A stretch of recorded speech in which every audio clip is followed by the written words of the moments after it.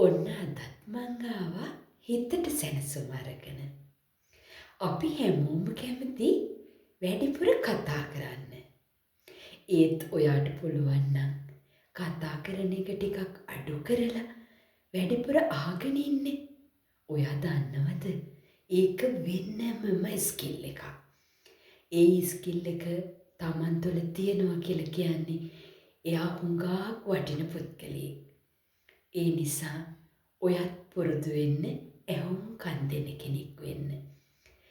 ඔයා දන්නවද අපිට එක කටක් දීලා කන් දෙකක් දීලා තියන්නේ ඇයි කියලා? අඩුවෙන් කතා කරලා වැඩියෙන් අහගෙන ඉන්න.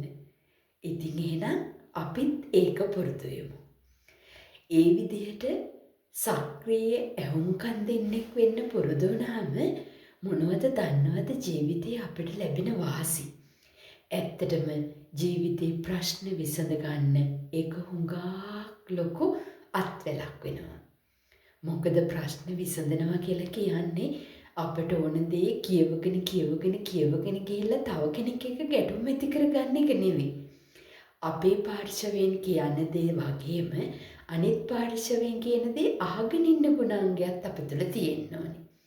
එහෙනම් මේ ඇහුම්කන් දීමේ ගුණාංගය ප්‍රගුණ කරලා ඔයාගේ ජීවිතේ ලස්සන කරගන්න. හැමෝම සතුටින් ඉන්න. මං ගෙන් එන්න. මං මංජ.